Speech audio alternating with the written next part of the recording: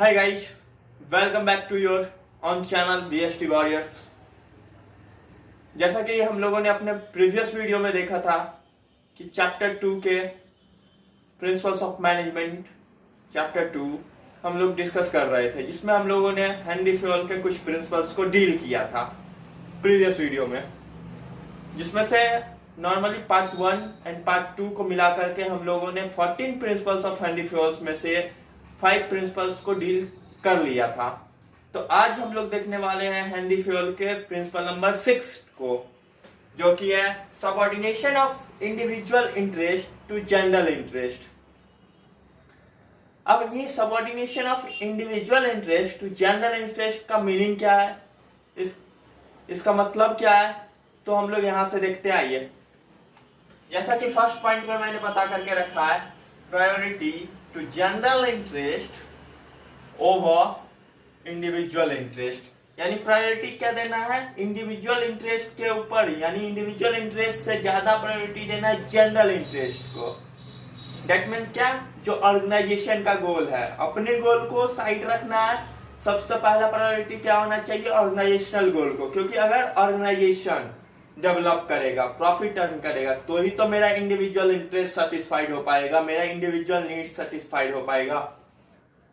Second point क्या है हम लोगों का, जैसा कि जनरल इंटरेस्ट और the interest of the organisation is above everything, यानी जनरल इंटरेस्ट और इंटरेस्ट ऑफ द ऑर्गेनाइजेशन, यानी हर एक पर्सन का इंटरेस्ट, और जिसको जनरल इंटरेस्ट बोलते हैं, जनरली जो हर एक चीज का मतलब हर एक पर्सन का जो चीज डिमांड हो या ऑर्गेनाइजेशन का जो डिमांड हो, वो सबसे ऊपर है। अगर सपोज दैट कि आप अपना फाइनेंशियल नीड्स इंक्रीज करना चाहते हो, फाइनेंशियल नीड्स आपका इंक्रीज हो रहा है, तो उसके लिए आप अपना इनकम ऑफ सोर्स इंक्रीज करना चाहते हो, तो आप क्या कर रहे हो, ओवर टाइम वर्क कर रहे हो, और उससे आप क्या कर चाहते हो कि कंपनी आपको ज्यादा सैलरी प्रोवाइड करे, ओवर टाइम का पैसा दे। तो उस टाइम पे क्या होता है कि अगर कंपनी उस टाइम पे लॉस सफर कर रही है, कंपनी कोई प्रॉफिट नहीं हो रहा है, तो आप ओवर टाइम का जो पैसा मांगोगे वो कंपनी कहां से देगी। तो वहां पे क्या करना है, अपना इंडिविजुअल इंटरेस्ट को छोड़ करके हमको क्या करना है, कंपनी के ग्रोथ के लिए वर्क करना है। जैसे कि हम कंपनी के ग्रोथ के लिए वर्क करेंगे, तो क्या होगा, वहां से जनरल इंटरेस्ट में कन्वर्ट होगा इंडिविजुअल इंटरेस्ट, और जैसे ही इंडिविजुअल इंटरेस्ट जनरल इंटरेस्ट में कन्वर्ट होगा, तो जनरल इंटरेस्ट अगर फुलफिल हो रहा है हर एक बंदे का, तो इंडिविजुअल इंटरेस्ट ऑटोमेटिक फुलफिल होगा। ओके, तो इसका सिग्निफिकेंस हम लोग देख लेते हैं, इसके इंपॉर्टेंस क्या है, इसका प्रायोरिटी क्या है, यहाँ से बेनिफिट्स क्या मिलता है। तो सबसे पहला इसका इंपॉर्टेंस क्या है, everybody profits in the profits of the organisation. जैसा कि मैंने अभी जस्ट इस लाइन में ही बताया था, इंपॉर्टेंस क्या है, everybody profits in the profits of the organisation, यानी अगर ऑर्गेनाइजेशन का प्रॉफिट हो रहा है तो हर एक पर्सन का प्रॉफिट होगा, यानी एवरीबॉडी के प्रॉफिट्स में क्या है, ऑर्गेनाइजेशन का प्रॉफिट है, और ऑर्गेनाइजेशन के प्रॉफिट में क्या है, हर एक पर्सन का प्रॉफिट है। ये दैट मींस नेक्स्ट क्या है, coordination and understanding between the individual and organisational objectives. अब क्या है, subordination of individual interest into general interest जैसे ही हम कर रहे हैं, तो यहाँ से क्या होता है, कोऑर्डिनेशन और अंडरस्टैंडिंग किसके बीच में बढ़ता है, between the individual and organisational objective. Coordination establish होता है, रिलेशनशिप बेटर होता है इंडिविजुअल और ऑर्गेनाइजेशनल ऑब्जेक्टिव्स के बीच में। ओके, क्लियर है। तो आइए हम लोग अब अपना प्रिंसिपल नंबर 7 देखते हैं, जो कि है रेम्युनरेशन टू एम्प्लॉयज। अब ये आप सोच रहे होंगे रेम्युनरेशन क्या होता है, तो इसको हम लोग क्या बोल सकते हो, सैलरी, वेजेज।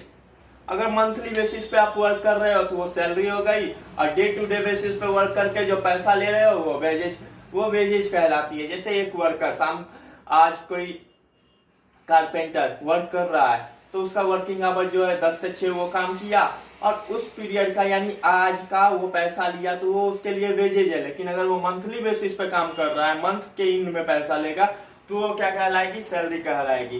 तो रिम्यूनरेशन कैसा होना चाहिए, फेयर होना चाहिए, fair and equal remuneration. All the employees should be treated equally in terms of money, in terms of respect etcetera. Okay, तो ये हम लोग यहाँ पे देखते हैं, इसका डेफिनेशन देखते हैं। Employees should get a fair remuneration. अगर एम्प्लॉय को फेयर रेम्युनरेशन मिल रहा है, यानी यहाँ पे क्या बोल रहा है, employees should get a fair remuneration so that the employees and the owner find equal amount of satisfaction.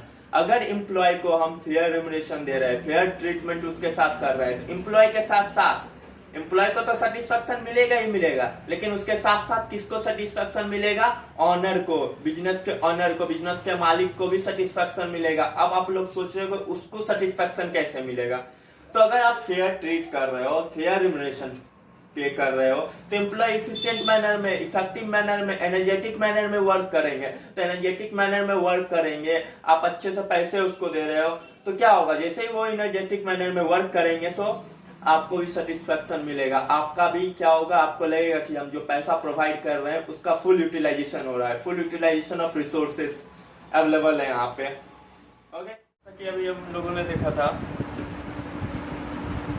Principles of fair remuneration, तो फेयर रेम्युनरेशन में हम लोगों ने रेम्युनरेशन टू एम्प्लॉयज प्रिंसिपल था, उसमें हम लोगों ने देखा था कि एम्प्लॉय को फेयर रेम्युनरेशन मिलना चाहिए। अब उसके सिग्निफिकेंस हम लोग देखते हैं, क्या क्या सिग्निफिकेंस है उसके। तो सिग्निफिकेंस में सबसे पहला सिग्निफिकेंस क्या आता है, इफेक्टिव एंड एफिशिएंट परफॉर्मेंस। जैसे ही एम्प्लॉय को हम फेयर रेम्युनरेशन देंगे तो एम्प्लॉय से हमको क्या मिलना स्टार्ट होगा, इफेक्टिव और एफिशिएंट परफॉर्मेंस एम्प्लॉय करेंगे, यानी जितना बेटर हो सके उतना ज़्यादा बेटर वर्क करके एम्प्लॉय हम लोग को दिखाएंगे। ठीक, सेकेंड पॉइंट क्या है, सेकेंड इंपॉर्टेंट क्या है, यानी सिग्निफिकेंस इसका क्या है, ensures smooth relationship between employees and management. यानी जैसे ही फेयर रेम्युनरेशन दे रहे हैं ये इंश्योरिटी प्रोवाइड करता है, श्योरिटी प्रोवाइड करता है क्या चीज़ का, कि स्मूथ रिलेशनशिप होगा, मतलब पीस वाला रिलेशनशिप प्रेजेंट होगा कहाँ पे, एम्प्लॉयज के बीच में और मैनेजमेंट के बीच में। तो ये हमारा था fair remuneration, remuneration to employees principle, और उसके सिग्निफिकेंस हम लोगों ने देखे। आइए हम लोग प्रिंसिपल नंबर 8 देखते हैं, जो कि हमारा सेंट्रलाइजेशन एंड डिसेंट्रलाइजेशन। अब पहले हम लोग सेंट्रलाइजेशन और डिसेंट्रलाइजेशन को समझ लेते हैं ये क्या होता है, उसके बाद इस प्रिंसिपल को हम लोग पढ़ेंगे। सेंट्रलाइजेशन का मीनिंग होता है पावर को वन हैंड होल्ड करके रखना, सिंगल हैंडेड पावर, यानी किसी एक पर्सन के पास, डायरेक्टर क्या किया, कंपनी का पूरा पावर अपने मुट्ठी में, अपने हाथ में कंट्रोल करके रखे हुए है, यानी पूरा डिसीजन जो भी होगा, सुपीरियर जो भी होगा, टॉप से लेके मिडिल तक का डिसीजन सिर्फ और सिर्फ वही लेगा और किसी को वो पावर नहीं दिया। ये सेंट्रलाइजेशन ऑफ पावर हो गया। और डिसेंट्रलाइजेशन ऑफ पावर का मतलब क्या होता है, यानी पावर को नीड्स के अकॉर्डिंग या लेवल्स के अकॉर्डिंग, मैनेजमेंट के लेवल्स के अकॉर्डिंग, फंक्शंस के अकॉर्डिंग क्या करें हम लोग, डिस्ट्रीब्यूट कर दें, यानी बांट दे उसको, पूरा का पूरा नहीं, मतलब जैसा वर्क वैसा पावर हम उस पर्सन को दे दें। ठीक, तो हम लोग इसके बारे में पढ़ते हैं। सबसे पहला पॉइंट यहाँ मैंने इसके डेफिनेशन में क्या बता के रखा है, effective centralisation instead of complete centralisation and decentralisation. यानी इस पॉइंट का मीनिंग क्या है, इफेक्टिव सेंट्रलाइजेशन होना चाहिए इंस्टेड ऑफ कंप्लीट सेंट्रलाइजेशन और डिसेंट्रलाइजेशन, यानी कंप्लीट सेंट्रलाइजेशन या कंप्लीट डिसेंट्रलाइजेशन के बदले क्या होना चाहिए, उसके बिहाफ में क्या होना चाहिए, इफेक्टिव सेंट्रलाइजेशन होना चाहिए। ये नहीं कि पूरा सेंट्रलाइज करके रख ले या पूरा डिसेंट्रलाइज कर दे, सेंट्रलाइज करे या डिसेंट्रलाइज करे, तो वो कैसा होना चाहिए, इफेक्टिव होना चाहिए, इफेक्टिव सेंट्रलाइजेशन होना चाहिए। अब जैसे कि इफेक्टिव सेंट्रलाइजेशन का मीनिंग हम सेकेंड पॉइंट में देखते हैं, authority to taking important decisions in their own hands. यहाँ तक पहले हम लोग समझते हैं, यानी इफेक्टिव सेंट्रलाइजेशन का मीनिंग क्या है, ऑथोरिटी यानी पावर, ऑथोरिटी का मतलब होता है पावर, पावर क्या रहना चाहिए, इंपॉर्टेंट डिसीजन से रिलेटेड पावर सुपीरियर के पास होना चाहिए, यानी टॉप लेवल के पर्सन के पास, ऑनर के पास होना चाहिए।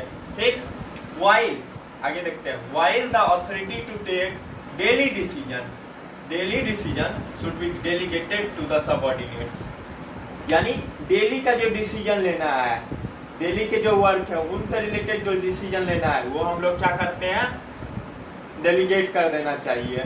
यानी जो इम्पोर्टेंट डिसीजन है, जो मंथली ले रहे हैं, ईयरली ले रहे हैं, मीटिंग मीटिंग क्रिएट करना है, ये सारा चीज डेली नहीं होता है। तो ये सारा पावर क्या रहेगा, एक पर्सन के पास रहेगा, यानी ऑनर के पास रहेगा। लेकिन जो डेली का रूटीन है, जो डेली का वर्क है, एम्प्लॉय को कितना वर्क सौंपना है, ये क्या करना है, वो क्या करना है, ये एम्प्लॉय क्या करेगा, वो एम्प्लॉय क्या करेगा, तो ये सारा डेली का वर्क है, डेली कितना प्रोडक्शन उसको करना है। तो उसमें क्या है कि उसमें हमको क्या करना चाहिए, मिडिल लेवल को, लोअर लेवल को पावर दे देना चाहिए, डेलीगेशन ऑफ अथॉरिटी करना चाहिए। डेलीगेशन ऑफ अथॉरिटी का मीनिंग क्या है, power should be divided into small parts according to their work.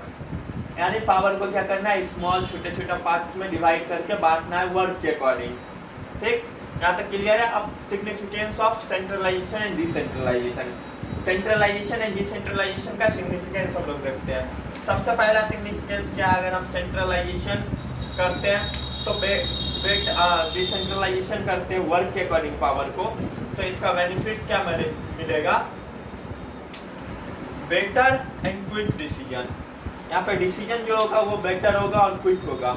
उसका रीजन क्या है कि यहाँ पे जो होंगे सुपीरियर्स के ऊपर वर्कलोड कम होगा, सुपीरियर्स के ऊपर सिर्फ इम्पोर्टेंट डिसीजन लेने का वर्क करेंगे वो, या और जो भी छोटा मोटा डिसीजन है वो एम्प्लॉय लेंगे, मतलब टॉप लेवल के, मिडिल लेवल के मैनेजर्स और लोअर लेवल के मैनेजर्स लेंगे, और सिर्फ उस पर वो क्या करेगा, उस पर साइन करेगा या उसको इनिशिएट करेगा, बस इतना वर्क होगा।